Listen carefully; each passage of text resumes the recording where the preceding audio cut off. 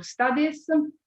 And I am here tonight to chair this event, this book launch, engaging the Evil Empire, Washington, Moscow, and the beginning of the end of the Cold War, written by Professor Simon Miles, who is here with us.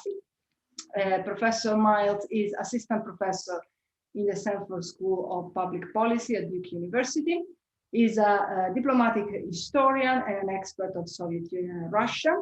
And his research focuses specifically on the causes and mechanism of cooperation between states. And tonight he's here to present his first book, Engaging the Evil Empire. So we also have tonight the pleasure to host Professor Sergei Radchenko as discussant from Cardiff University. He's the Director of Research and Professor of International Relations at Cardiff University.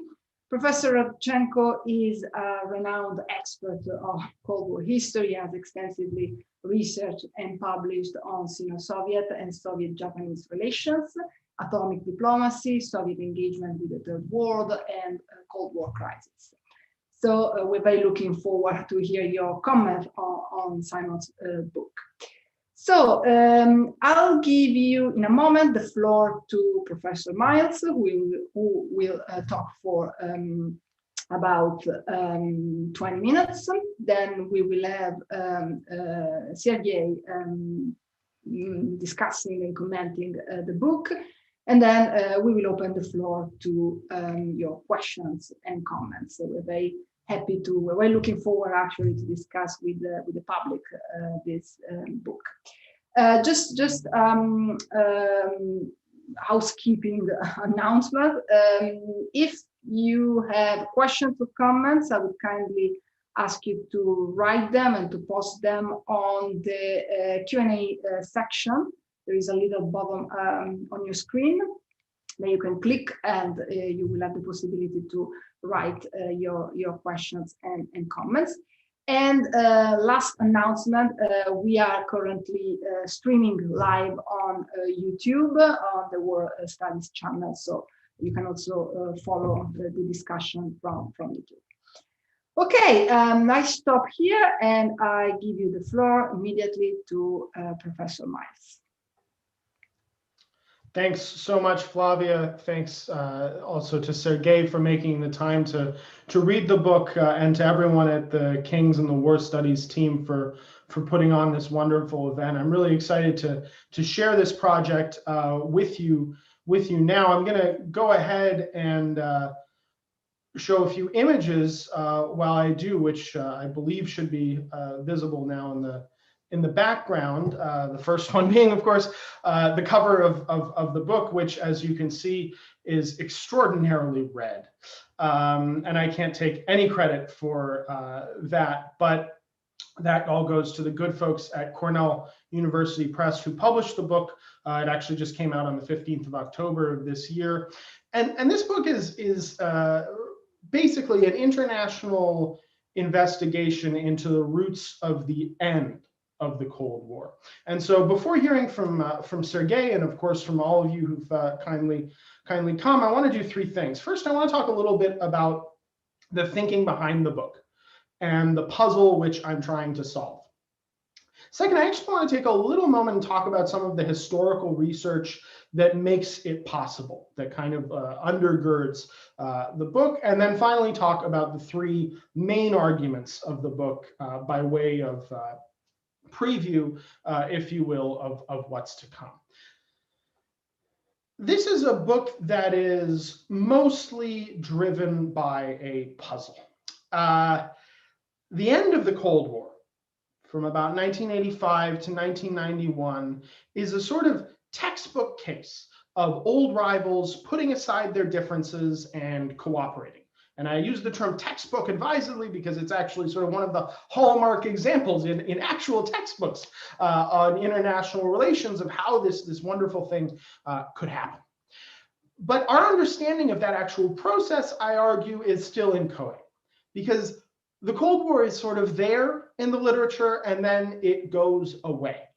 And that's a rather unsatisfying explanation for me, because similar scale transformations of the international systems had only theretofore been brought about by major power war. And though the end of the Cold War was not completely peaceful, it was much more so than similar changes in the past. And this was especially puzzling to me because of the speed and the scale of that transformation. There are four main explanations for why the Cold War ends. The first and the second both focus on these two men here, Ronald Reagan and Mikhail Gorbachev. So the first is that Reagan rejects the losing strategies of the past and he takes the fight to the Soviets, right? This is the sort of triumphalist narrative of American dominance emerging out of the Cold War. The other focuses instead on Mikhail Gorbachev, who transcended the Cold War, this school of thought has it, and set it on a new cooperative trajectory. And others reject both of these explanations. Some, for example, focus on people power, peace protesters, concerned scientists, etc. Others focus not on the agency of leaders or individuals or groups, but rather on the structural forces, the big shifts economically in particular, which change the system. But none of these explanations account for why the pace was so remarkably fast. And that was something that I was especially interested in this book.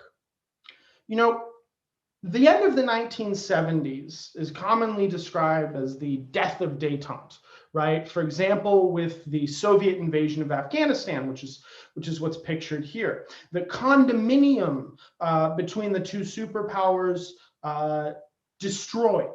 But then by just the middle of the 1980s, just half a decade later, sort of back and better than ever.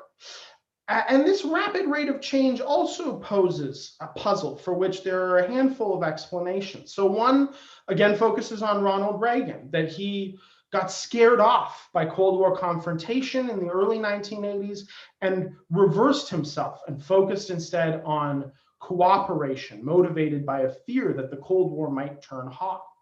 Others reject the notion of Reagan as strategist, right? Change, even rapid change, should come as no surprise when there is no consistent American policy.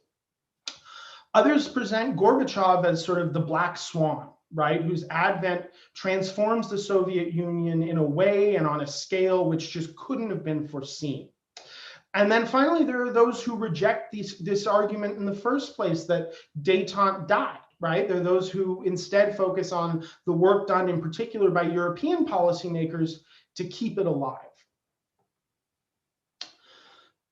So I was curious about what happens in these intervening 5 years, because the conventional story is not one of progress over time from 1980 to 1985. It's the opposite. It's the years of the Second Cold War, right? It's the years when NATO is nearly torn apart over the stationing of American nuclear missiles in Western Europe. These are German troops protesting in uniform against the stationing of those weapons on their bases. These are the years of gerontocracy in the Soviet Union. 3 funerals in 5 years as Leonid Brezhnev, Yuri Andropov, Konstantin Chernenko all spend brief times in office, and then Gorbachev comes on the scene. And these are allegedly the years in which Reagan refused to cooperate. And even if he had been willing to, there was no one in the Kremlin with whom to do business. So I concluded that as I was thinking about this period when I really began the research for this project, that there had to be more to this story. And in trying to understand both why the Cold War ended as it did and the deep roots of that transformation, I rely on archival material from both sides of the Iron Curtain. Now, the 1980s are very contemporary history, to be sure, but archival materials are really widely accessible. And this project is anchored in research in the United States and also in Russian archives, the two superpowers, but also relies extensively on what I have taken to calling knowledge networks on both sides of the Iron Curtain, right? The communications between Moscow and, for example, its allies in East Germany, Czechoslovakia, or the United States and its allies in France, Britain, or as you can see here from those of you who are familiar with Library and Archives Canada materials, the Canadian role in this process. And I want to actually give you a little quick idea of what this means in practice, because I think it's often very easy to sort of talk about the archives, but it might be fun to actually talk about what that looks like and what I got. So I picked out 4 things just to highlight very quickly. And the first here is the Memorandum of Conversation from a meeting between Yuri Andropov, who was the head of the KGB at the time, and his counterpart, Erich Mielke, head of the East German Stasi, whom you can see mentioned in the bottom site, in the bottom block of text. So I thought this was interesting because there's a conventional narrative that Ronald Reagan's election in 1980 terrifies the Soviets, that they're really worried about what this new hardline American leader was going to do when he comes into power. This document tells a very different story from the Stasi archives in Berlin, as these 2 top intelligence officials compare notes. So they talk about how Reagan's defense buildup, rather than being pernicious, is a government stimulus package, not a commitment to aggression. They talk about the role of business interests in driving government policy. Andropov actually says, and I'm quoting here, they are not building factories and mansions in the United States only to destroy them.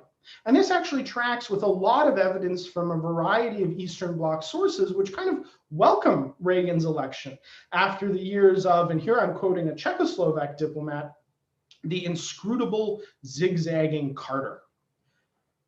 Let me turn now to this document, which is from the Czechoslovak intelligence archives, which are in Prague. This is, I would liken this to those of you who are familiar with the form to an American national intelligence estimate. This is pretty digested intelligence, and it has to do with NATO's Autumn Forge exercises in 1983.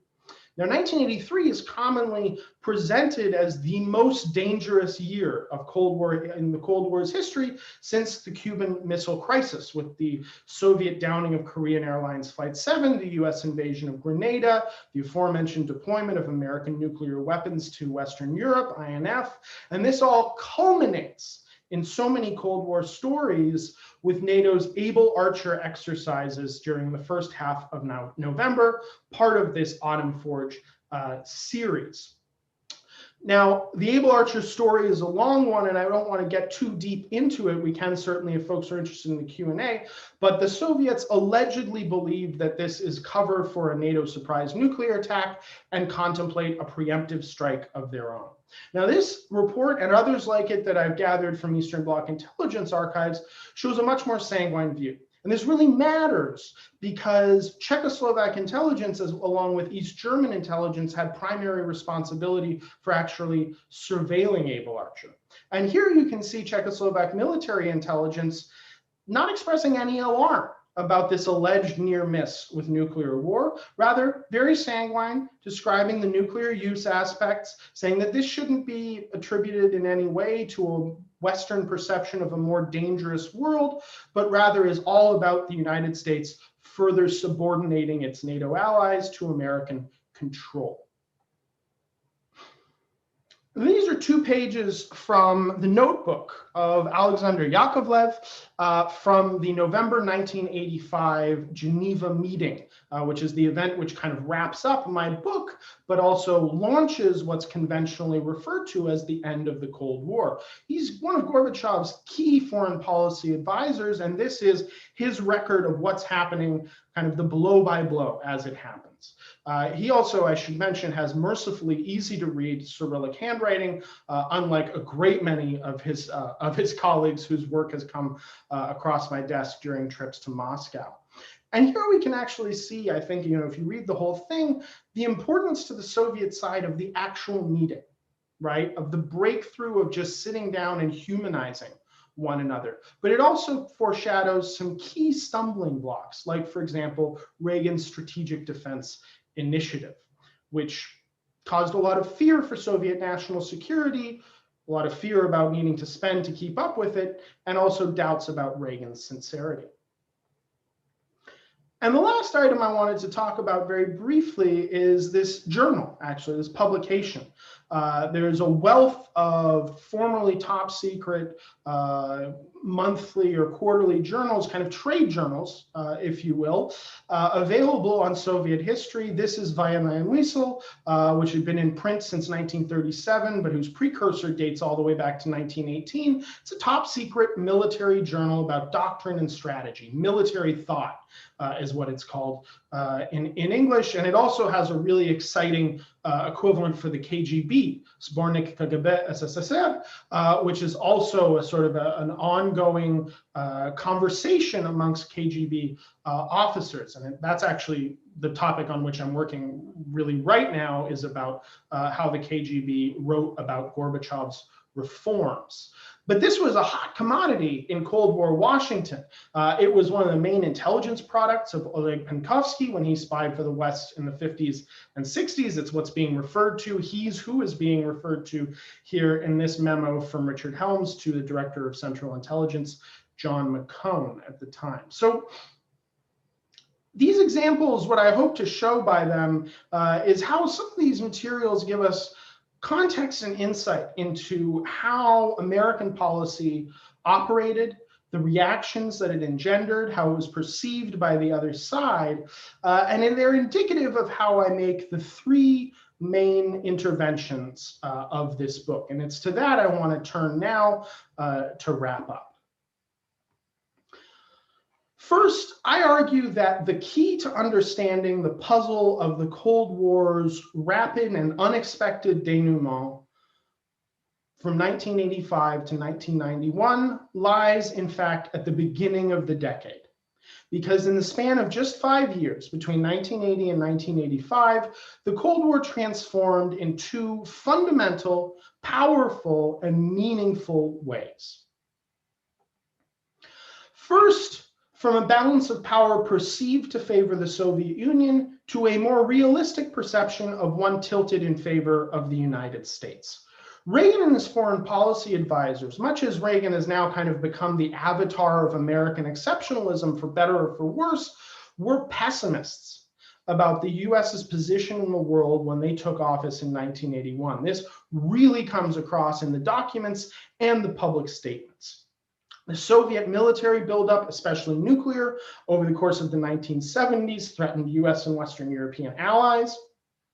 The Eastern Bloc seemed insulated from the economic turmoil of the 1970s by its relative autarky, while its oil exports generated foreign hard currency. It was, of course, oil, the so-called panic at the pump, which was putting such a hurting on the American people during these years.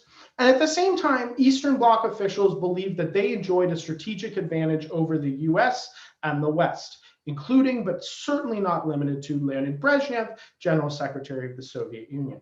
5 years later, by 1985, this perception had flipped and drawn much closer to reality.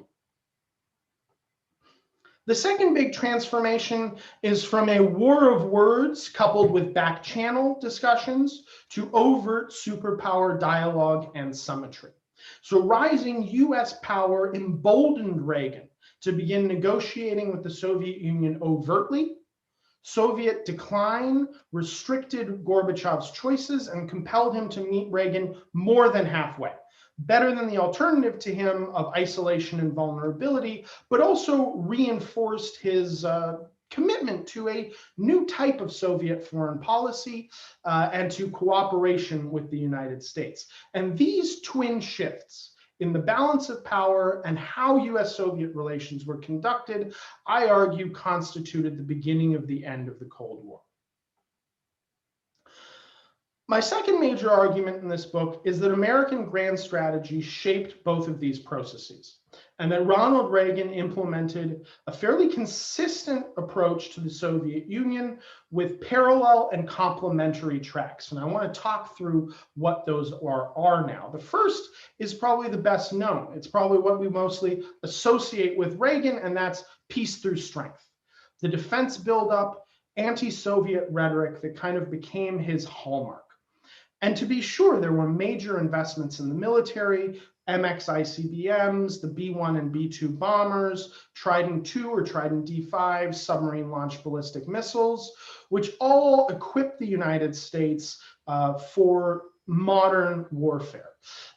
It also entailed taking a diplomatic stand, for example, on the Siberian gas pipeline, which would transport Soviet natural gas to Western European markets, denying Reagan hoped the Kremlin an important source of hard currency would thus strengthen the US hand. Now, of course, that was ultimately not effective because American allies weren't on board.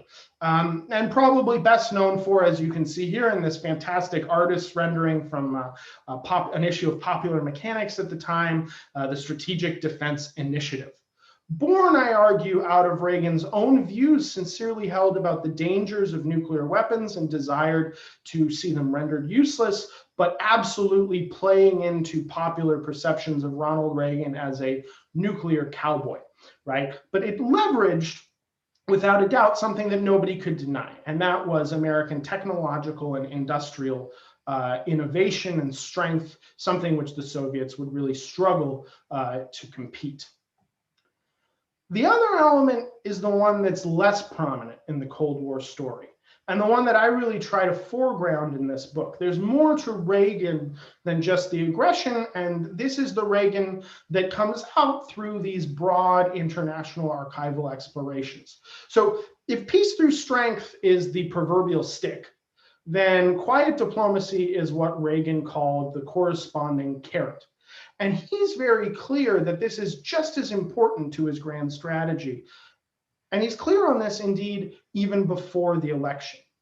I want to just talk about two quick examples of this. One is quite well known, and that's the letter that Reagan writes to Leonid Brezhnev after the attempt on his life. When John Hinckley shoots him in a bizarre and unsuccessful bid for the affections of the actress Jodie Foster. So Reagan writes this letter in his sickbed without staff, committing the United States to improving relations with the Soviet Union. Remember, this is spring 1981, and also canceling the US embargo on grain as a sign of good faith that had been imposed by Jimmy Carter. Less known is that he actually puts this pledge into action in Berlin with a back channel between the US ambassador to West Germany, Arthur Burns, a longtime associate of his, and Soviet ambassador Pyotr Abrasimov. And I came across the records of this actually translated into German from the original Russian in the East German Communist Party archives, the ZAPMO, in Berlin. So these two had a unique relationship because it was expected that they would meet, as I think their term was co-allied military governor of Berlin. Thus, it didn't really warrant any notice when they did. Usually they talked about overflights, train and road issues. But Burns announces at the first meeting that Ronald Reagan actually sent him to Berlin to use this back channel to manage Cold War tensions and discuss improving relations between the two superpowers. And the third argument that I make in the book is that successive Soviet leaders had strategies of their own. I often get frustrated by a lot of writing on the Cold War because the Soviet Union and other non-American participants aren't really actors, right? They are acted upon. And in this book, I wanted to show that the Soviet Union acted, engaged, and responded to policies emanating from Washington. Gorbachev does not inherit a blank slate when he comes to power in March 1985, even if he very often referred to the years before him as stagnation under Brezhnev, under Yuri Andropov, pictured here, and under Konstantin Chernenko for his brief term. There's a lot more going on than that. What the Soviets wanted to do actually synced up very nicely with what Reagan himself hoped for, and that was to reduce Cold War tensions in hopes of creating breathing space to address the social, economic, and political problems multiplying at home. Due to mismanagement and corruption, the Soviet economy was really struggling to meet its goals in industrial and military production. And as you can see in this photograph from I think it's a Latvian grocery store, was failing to meet consumer demand.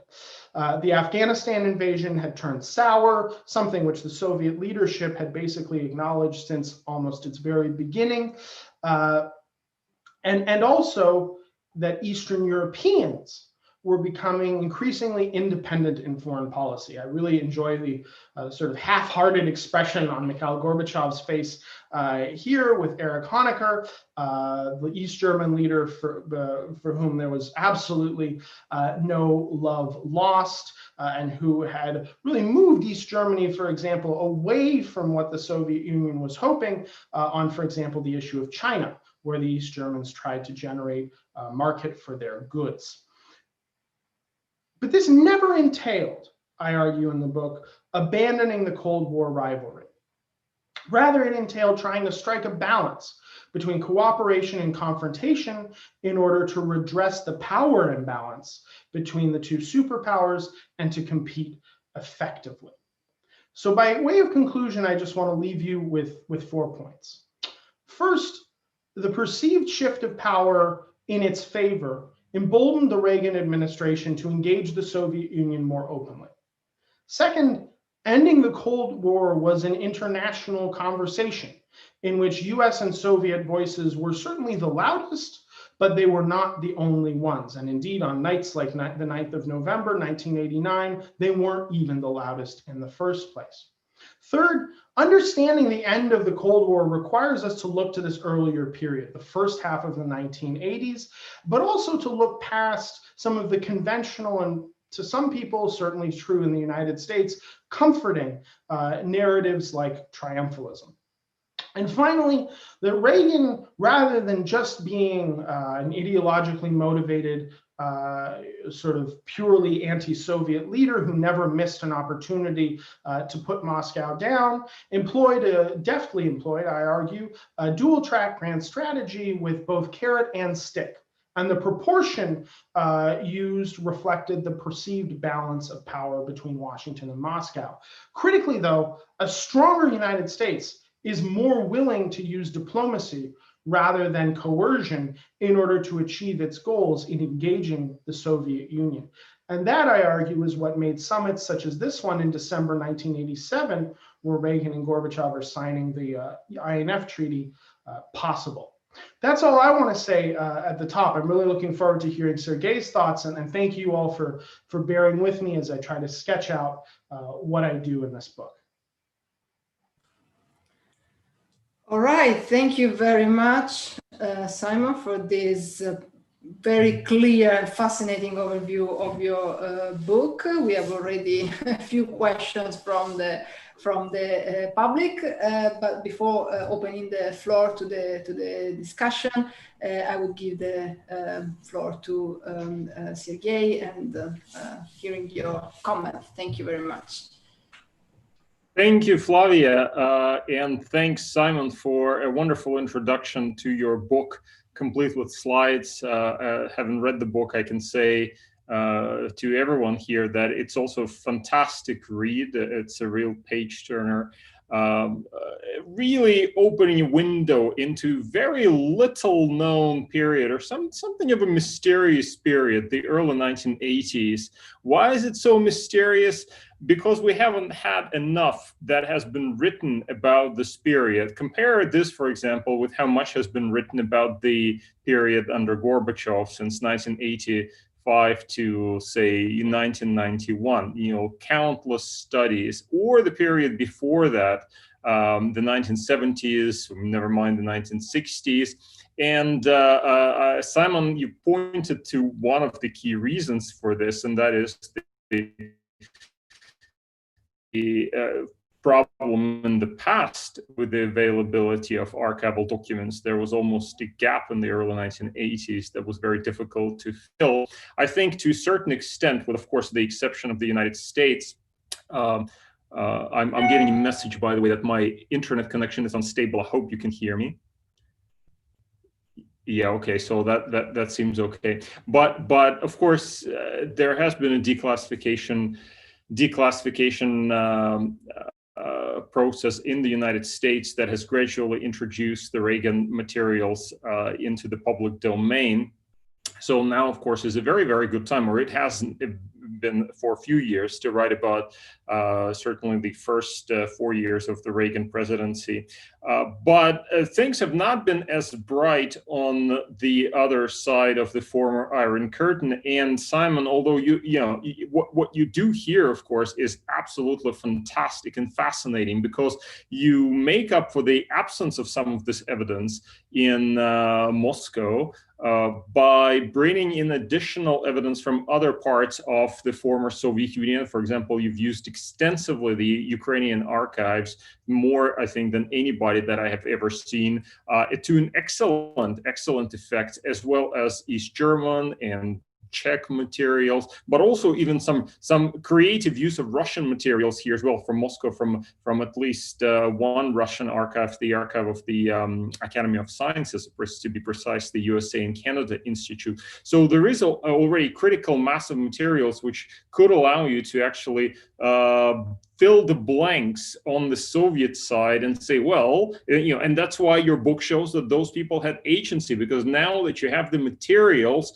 to talk about what they were actually thinking, they start having agencies instead of just being those strange, very old, dying general secretaries on the other side of the Iron Curtain, who seemed to simply be so scared of what was happening in the West, or just reacting to what was happening in the West. So I think that you're doing a fantastic service here to the scholarly community with this book. I think it's going to become a very important work that will help reorient the debate, because once the material becomes available, and once once we have the books that can tell the story in those ways, then more people will come to the same subject, and more people will explore and try to understand what was happening in the 1980s. So a job very well done. I do have a few questions for you, and just something to reflect upon as well. What you try to do in the book is see a kind of a prehistory to the end of the Cold War. You raise some, you clearly make some provocative points that actually I've completely subscribed to. So this notion, for example, that the Soviets were not nearly as scared of Able Archer as some people had believed for years. I think it's something that I find persuasive myself. I have worked with some of the same materials, and I was also surprised when I saw those materials, just to see how cool the Soviets were in their reaction, and also how optimistic they were. For example, at the time that Brezhnev died in November 1982, and Bush, I think, came to Moscow for the funeral, as you mentioned in the book, he did it all the time, coming to various funerals. The Soviets later compiled a report on that visit, and I think it was Andropov actually who reported on the visit, and he was, it's not like he appeared absolutely paranoid, or oh my God, those crazies in America, they're going to destroy us. Nothing like that. There's actually a considerable amount there of coolness, and yes, there's a lot of criticism of militarist American policy, but there's also recognition that there's scope for dialogue with the United States, and so there, we clearly have some evidence for that. On your point about how the Soviets were actually quite pleased with Reagan's election, I think you're right here as well. But I just wanted to point out that the Soviets were generally quite glad with every election in the 1970s. When Carter came into the president, when he first was elected president, before the Soviets really got a sense of what he was about, they actually thought that they might be able to work with Carter, and they were looking forward to working with Carter. It was only later that they discovered that the human rights agenda was so important for him that they would not just be able to do much with Carter at all. And so they became extremely frustrated with him, and in particular with Brzezinski, who they thought was a Russophobic anti-communist and whatnot. And then, of course, you have Reagan. To them, this seemed like some fresh air compared to what Carter was.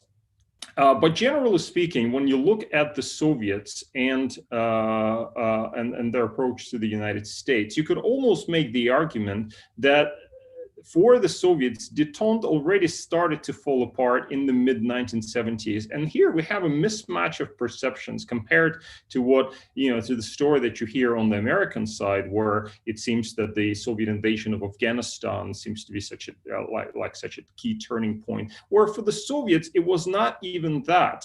For the Soviets, already by the mid-1970s, they discover serious constraints on their relationship with the United States. They discover that the things that Nixon had promised them when he had showed up in Moscow in May 1972, and then which things that Brezhnev was again promised when he visited the United States in 1973, were not being delivered. Things like increase in trade between East and West, things like the MFN status, which is then subjected to this connection of Jewish immigration, which the Soviets deeply resented. So by the mid-1970s, the Soviet leaders, including Brezhnev, of course, realized that détente is not going anywhere. And this brings me actually to a question in relation to the end of the Cold War. I would argue, on just looking at the Soviet side of the story, that Brezhnev was willing and very happy to end the Cold War much earlier, but he was not able to do so. He was, the reason he was so happy to see Nixon in Moscow in 1972 was because he wanted to bring the Cold War to a premature end, as it were. And then the reason, when he went to the United States in June 1973, again, he reached out to Nixon and said, here we're trying to set up a very good friendship and we'll work together for the future of the world, and so on and so forth. Because Brezhnev realized just how bad the Cold War was for the Soviet Union, that the Soviet Union was actually very much outmaneuvered and outgunned in various respects. So the arms race was extremely expensive for the Soviet Union. So many of those things that you're saying the Soviets realized or were realizing in the 1980s, I would argue that they were already starting to realize in the late 1960s, early 1970s, and it is the American perception that only began to shift later. The Americans somehow got it into their strategic thinking that the Soviets were just shooting off into space and developing this great appetite for superpower dominance everywhere in the world. I think part of that is related, of course, to American defeat in Vietnam and the shock that left, and also those things that happened in Angola in the mid-1970s and then in the Horn of Africa. So that does project a kind of Soviet strength, which I think the Soviets themselves did not quite feel, despite the title of a famous book that the world was going our way. I don't think the Soviets, in particular Brezhnev, felt it was going their way. And I think he started to realize that almost a decade before the 1980s, already sort of from 73, from 72, 73 onwards, really. So that's a kind of a question that maybe perhaps you could address in some ways. Let's see. There's one more thing here that I wanted to say about your presentation as well as the book.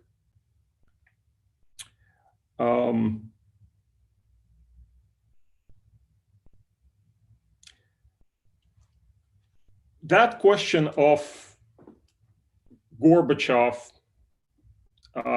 realizing that he was losing the Cold War and therefore he wanted to re-engage with the United States. I mean, that also makes me think a little bit about Gorbachev's foreign policy. I have worked on that as well. And I have also tried to understand Gorbachev's foreign policy, in particular in relation to arms race and how he reacted to the SDI, how he reacted to the expenses that the Soviets were suffering as a result of the arms race. And there were a number of things that came to mind when I was looking at the documents. I wonder if your perception was the same. First of all, it is clear that Gorbachev's interest in trying to control the arms race stemmed in part from his genuine fear of a nuclear war, despite the fact that you and I would both agree that perhaps this fear was overstated in the early 1980s. But for Gorbachev, that actually was an issue when this question was debated at the Politburo, especially after Chernobyl. He would say, look, Chernobyl is a reminder of what the world might look like if a nuclear war breaks out. There was actually a moral reason for him trying to seek a limitation on arms race. That's one reason for this. And by the way, that's the same reason as for Brezhnev. Now, Brezhnev also was deeply committed to nuclear disarmament precisely for that reason. For Brezhnev, as Vlad Zubok argues in his book, or argued many years ago now, Brezhnev's key commitment in life was protection of international peace. He thought that he replaced his ideology in Marxism-Leninism with it. Marxism-Leninism didn't even matter to him as much as this notion of protecting peace and so on. So for that reason, you wanted to engage with the United States to really genuinely have nuclear disarmament. And that's one reason. Another reason, as you point out, was the astronomical cost of the arms race. I'm being told to bring my comments to an end, and I will in a second. Gorbachev, of course, realized that, but I don't think this was really the driving reason for his engagement with the United States on the question of disarmament. I would argue that perhaps the most important reason, I wonder what your reaction to this would be, was Gorbachev's effort to recapture moral leadership. Gorbachev realized that Marxism-Leninism was a dead ideology. It had been dead for a number of years. He had seen it die. It no longer inspired the world. It no longer inspired anybody in the Soviet Union. Therefore, he wanted to recapture leadership. And how could the Soviet Union recapture leadership? Well, this idea of commonality of interest, of ecology, of the fact that nuclear war had to be completely ruled out and nuclear weapons could be completely dismantled and abandoned. This is a prospect that Gorbachev put out in January 1986. I think that also drove Gorbachev very strongly. So yes, in part, this was a response to what the Americans were doing, but also in part, Gorbachev was trying to reinvent international or foreign policy of the Soviet Union for his own reasons, because he realized that the former foreign policy simply was not working. And the Soviets were not in a position to claim global leadership, and this is something Gorbachev wanted so much. I will end with this, and thanks so much again for a wonderful contribution to scholarship. Thank you very much, Sergey. Simon, I'm sure you want to, respond to the points raised. Yeah, I'd love to, and I don't want to take too much time away from the audience for Q&A, so I'll try to respond briefly. First of all, thank you so much, Sergey, for your comments, and of course for making the time to read the book, and thank you also for liking it, which is always a great compliment from someone of your stature. So let me talk about three things really quickly. First, the Carter question. Second, the timing question, and third, the Gorbachev question. So I agree strongly that the Soviets were very optimistic about Carter.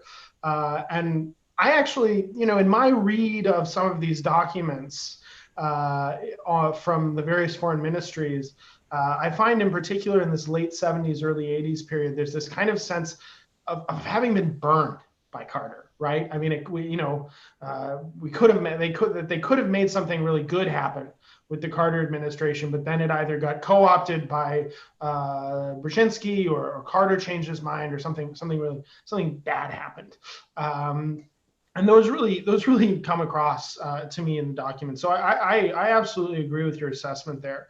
And I cite in the book one of the most surprising finds from my time in the Soviet archives, which is actually from the Academy of Sciences archive, which was a treasure trove in kind of complementing what I was able to get at Argani and Garf, the two main political archives. A fascinating study that was produced for the Central Committee, but lived in the Iskran archive, saying in 1985 that the foreign policy of the first Reagan administration was no different, meaningfully, to what the foreign policy of a hypothetical second Carter administration would have been. And it kind of goes on into greater detail about that. So I think the disaffection with Carter is a really interesting element to this story.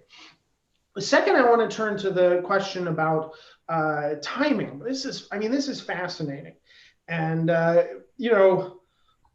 this is going to sound awfully historian-y, but of course all periodizations are artificial, and I'm sure everyone sort of knows the usual spiel about this. I do think something rather different happens in the early 1980s, which has to do not so much with the facts, but rather how leaders orient themselves to the facts. And that's in large part predicated on who those leaders are. Andropov, for example, after his KGB experience as chairman of the KGB, knows, as do most, that there is disaffection. But Andropov, for example, focuses a lot on defections, and not the high-profile defections, not the ones that make the news, but rather just the quantity of normal KGB officers, young men and women, politically reliable and vetted as such, who go abroad, post it in the West, and decide that they don't want to come home. And I think that resonates with him. That's a data point that doesn't really make its way up to higher level leaders, but it does resonate with him that, okay, the best and brightest in our country, it doesn't take a lot to get them to give up on us. I think that tells him something. So, I think partly this is a conversation. It's about degrees, right? But I see some real turning points in the 80s in that regard, in particular with Andropov, and of course in his kind of inner circle, which includes a younger Mikhail Gorbachev. As they look at some of these facts. But your point is extremely well taken, that this was always a challenge that the Soviet Union faced, and it was always kind of an ongoing process of weighing oneself against the other side, and it arguably doesn't really become totally definitive until, I think we agree, the years of Mikhail Gorbachev. And then, apropos of whom, let me just address that last point, which I think is such a good one, such an important one, about Gorbachev as being, a really complicated factor and a complicated individual. And in part, one of the motivators of this book, as I sort of foreshadowed at the beginning, was my dissatisfaction with the idea that Gorbachev is just kind of this sort of saintly figure who eschews cooperation and just wants to make the world a safer place no matter what. That being said, I agree with you that he absolutely cares about these issues. My sense on this, though, is that there's another degree question at play here, and that Gorbachev evolves over his years in office. This is going to sound very trite, but I don't know a better way to say that the Gorbachev of 1985, when this book ends, is a different Gorbachev to the Gorbachev of 1989 or the Gorbachev of 1991. And certainly he is needing and wanting the kinds of diplomatic engagement that results in some pretty bad deals for the Soviet Union, right? I mean, the INF Treaty is a really bad deal for Moscow. It's a much better deal for the Americans. But he needs the legitimacy. I think we agree he's more willing to make concessions because he wants the outcomes. But he also is in a position where his hand is sufficiently weakened that he doesn't have a lot of negotiating power with the United States, but feels that he needs to negotiate.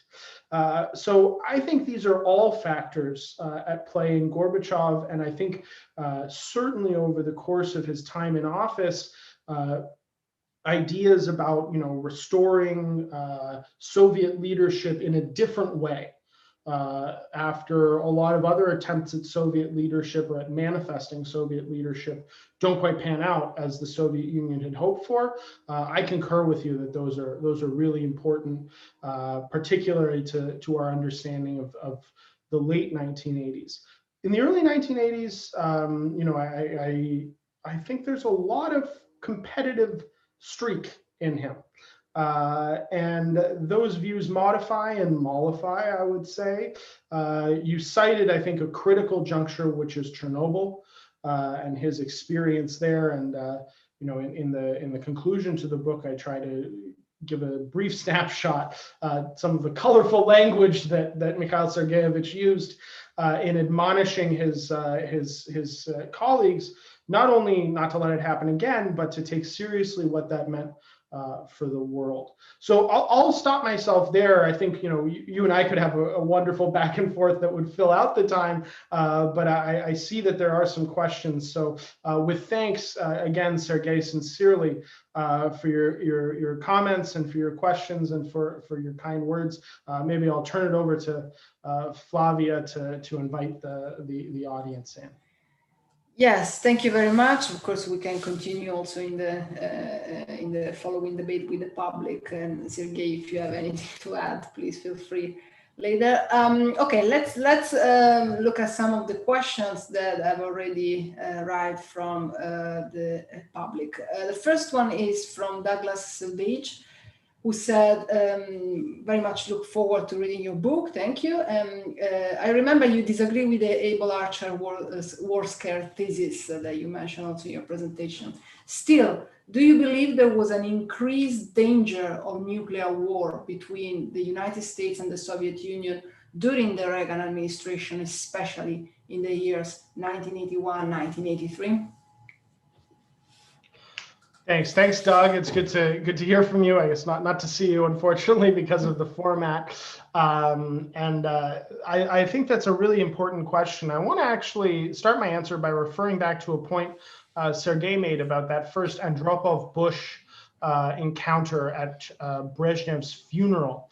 The record of that conversation, and I think it's available online, is a pretty extraordinary one for what Andropov himself says. He says two important things, I think, which relate directly to Doug's question. The first is that the greatest threat, according to him, was miscalculation. It wasn't that the two sides would intentionally lead themselves to nuclear war, but rather that they would do things that made the other side think that it was imminent and that this was actually the threat to peace. Not the US kind of intent, but rather accident. I think that tells us a lot about the mindset of Soviet leaders at the time. And the second thing he says, and this speaks to, I think, what Doug is really getting at in a lot of ways atmospherically about the early 1980s, the war scare atmosphere. Andropov says quite explicitly, I understand that we need to say nasty things about one another because that's how the game is played, and that's what we need to do, and we'll attack each other in public, but in private and also in our own councils, we need to take seriously our responsibility. We need to take seriously our responsibility as nuclear weapons possessors, and we need to disaggregate public rhetoric, bombastic as it may be, from our mutual responsibility to sort of steer the Cold War. So I don't actually see a lot of evidence for this having been, something really ratcheting up of the probability of nuclear war. I certainly acknowledge, however, the atmospherics made it look quite different to observers at the time. And certainly there were episodes which could have gone awry, could have perhaps led to misperception, which ultimately leads me to say to Doug's question, a qualified yes, that events like, for example, the downing of Korean Airlines Flight 7 could have gone off the rails very easily, and thus by dint of it having happened then, that this increased the probability. But actually the Reagan administration is really intent on trying to minimize Korean Airlines Flight 7's shoot down, minimize its impact on US-Soviet relations. That actually, for example, it's Judge William P. Clark, who's Reagan's national security advisor, his efforts in the contrary direction lead to him being fired. Or he gets notionally a promotion and becomes Secretary of the Interior, which is actually a great cabinet gig if you like wide open spaces. So my answer is a qualified yes, but I think that's more because of episodic events as opposed to the broad character of the year. Right, thank you very much. Second question from Phil McCarthy, who said, I was a very junior analyst in the UK Ministry of Defense in 1986. I would be interested in hearing your opinion, your view on the role and or impact of Oleg Gordievsky, particularly on Reagan. So Oleg Gordievsky, the Soviet double agent who defects in the mid-1980s, is the one who is kind of credited with this Able Archer scoop, right? And it's in his co-authored books with Sir Christopher Andrew, the eminent historian of British and global intelligence, that a lot of these stories first came out. So my answer is actually yes. In my assessments, while the Eastern Bloc record to me is quite clear that there's no Soviet perception of an imminent surprise attack and thus no notion of a preemptive strike, news gets back to Reagan from the US intelligence community that something is amiss in what the Soviets are doing. I argue that this is inaccurate, but it's a misperception, but it's actually a positive misperception, right? And for example, kind of the seminal book on misperception by Bob Jervis, misperceptions are bad. Here, it's actually perhaps a good misperception that Reagan is inaccurately informed about what the Soviets are up to.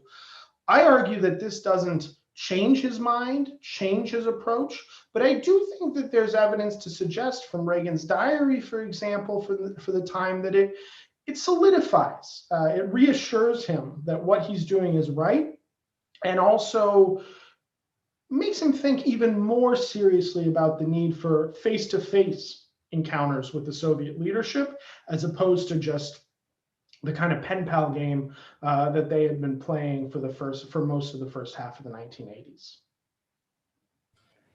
Thank you very much. Other questions?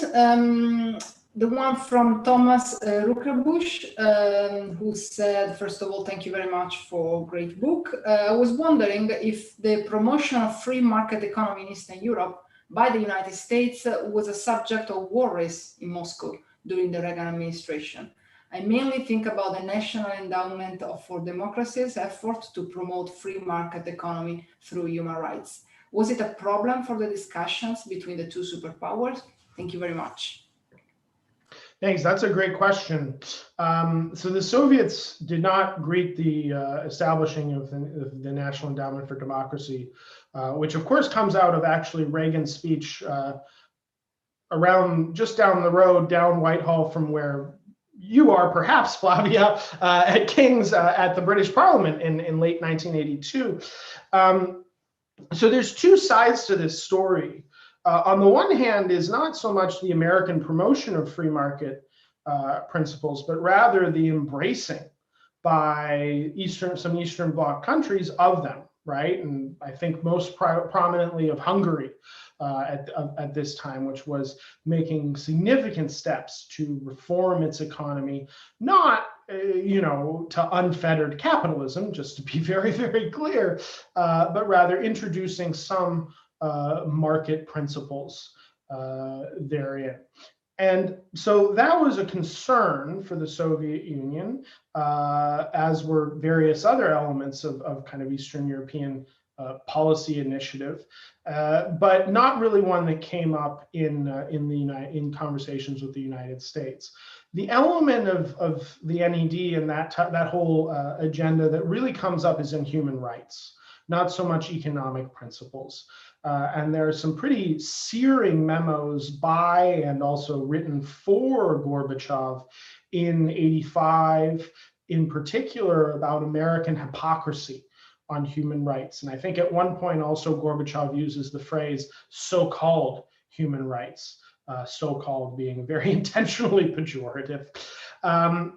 So that was the element of that which I see as really having had a role in US-Soviet relations, more so than the promotion of economic principles, where I think Soviet leaders would have said that the problem was more within than from without.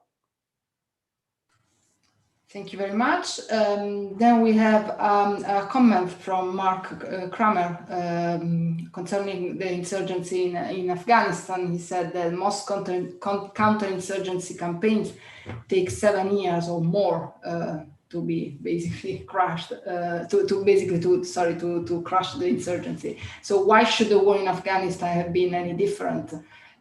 He argues that by the mid-80s, the Soviet army was indeed on the verge of wiping out the insurgency, and what prevented this development was not the military situation on the ground, but the changing political calculus in Moscow under Gorbachev.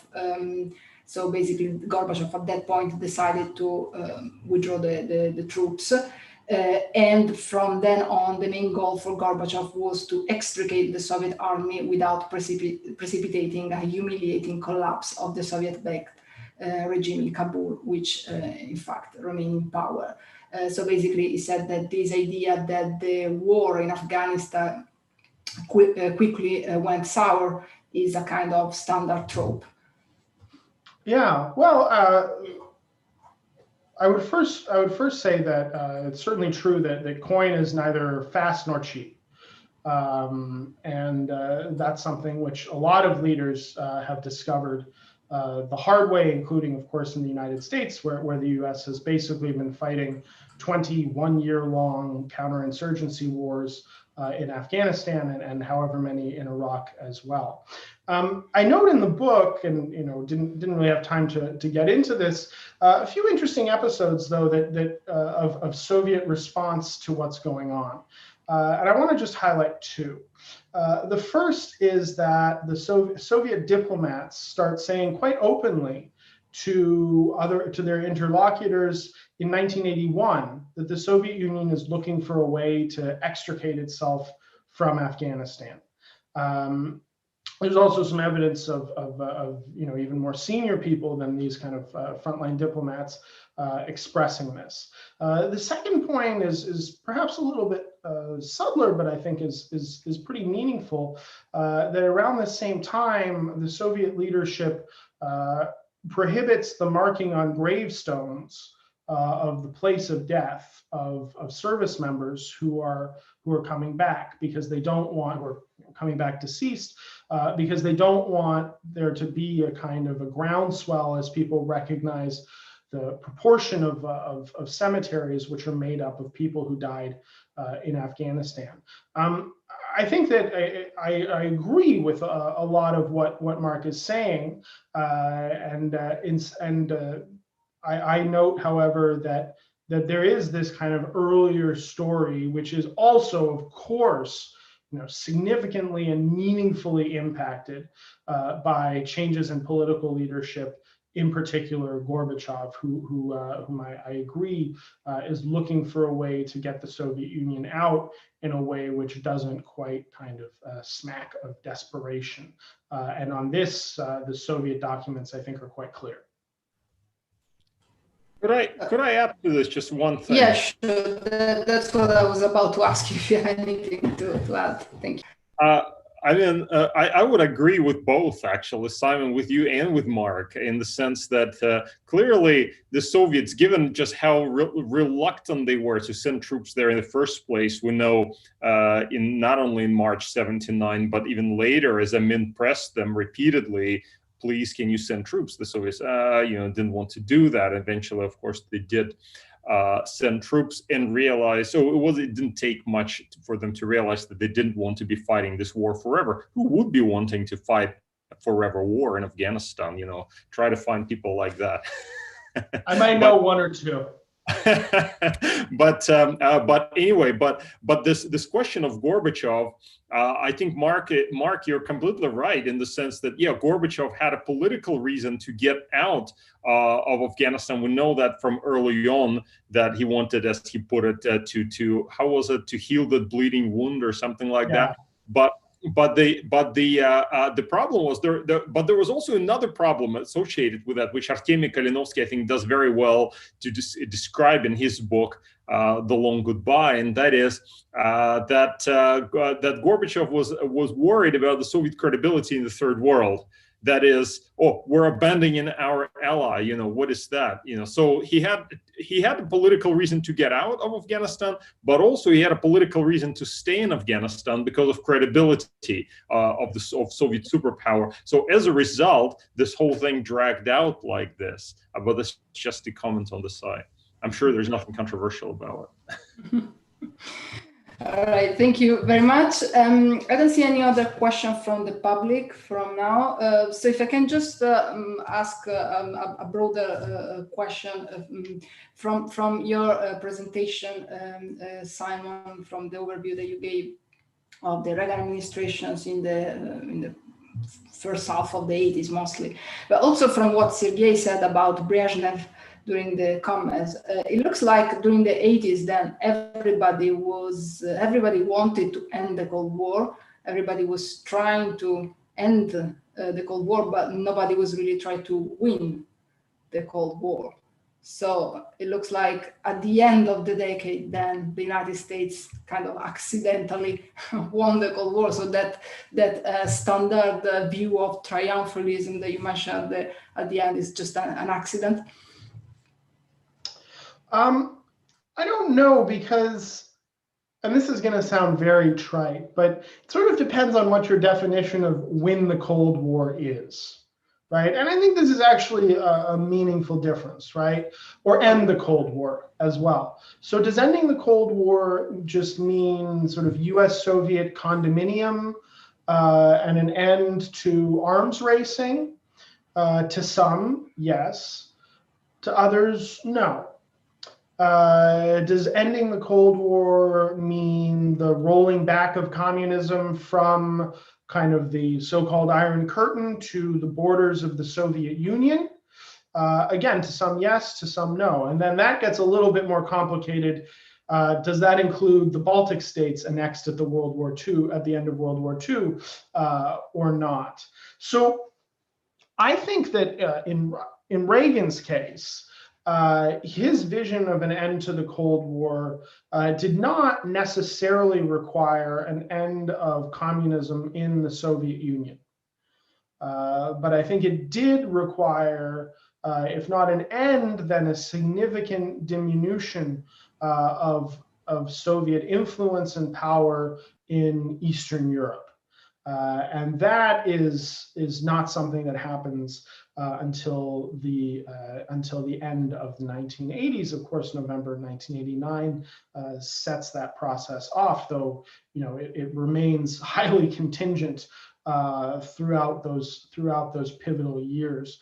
So I think in part you have a confluence of actors who maybe would all say that they want to end the Cold War, but are not saying the same thing when they do so.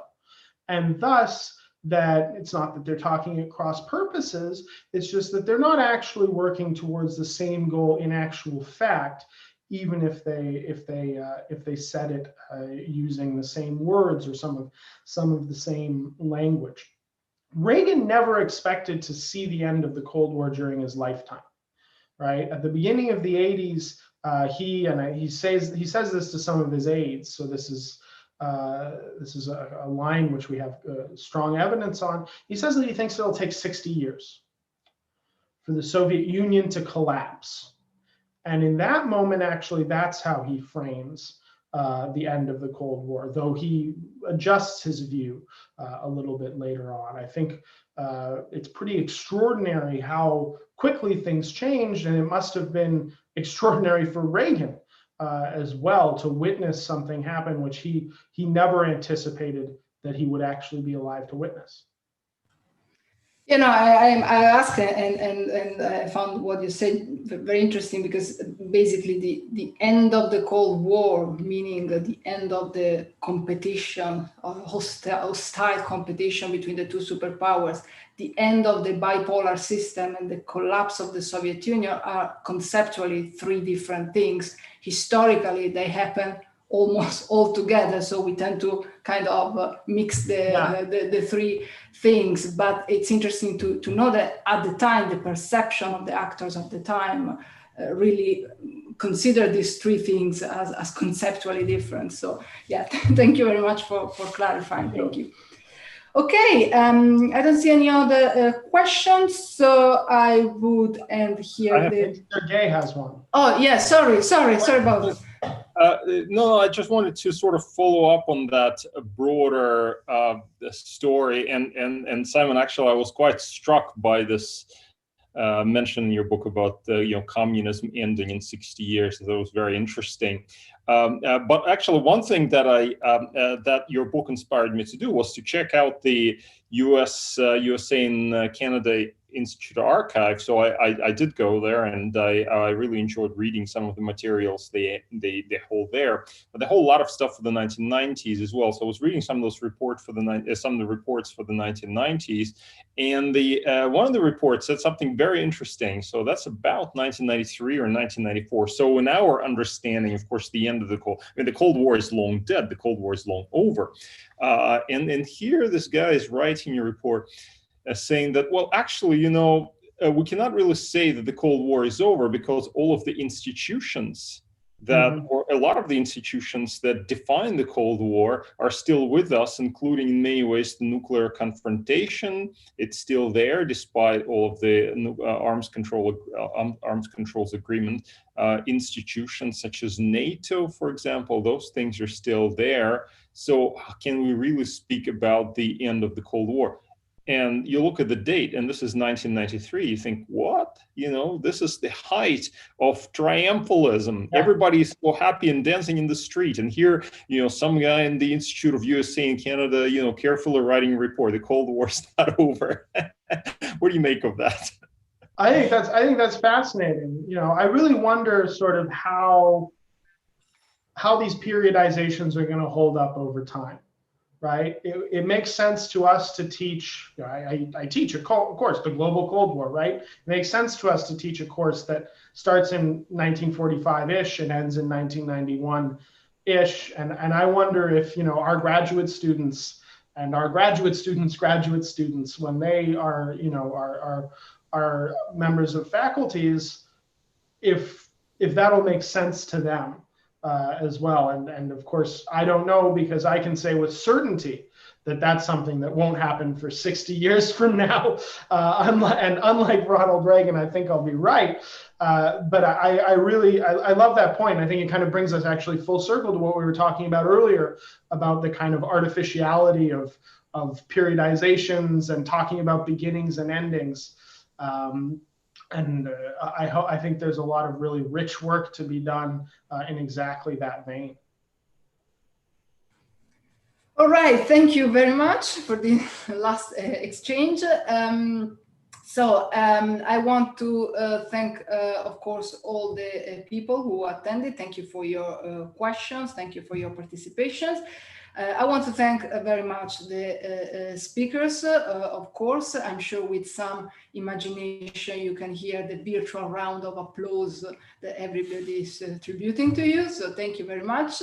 Just a reminder, if you want to buy the book, you can achieve a 30% discount using a code that the School of Security Studies is sharing with you on the chat. If you order the book from Cornell University Press from the website. All right, thank you very much again. Enjoy the rest of the evening and see you soon. Bye-bye.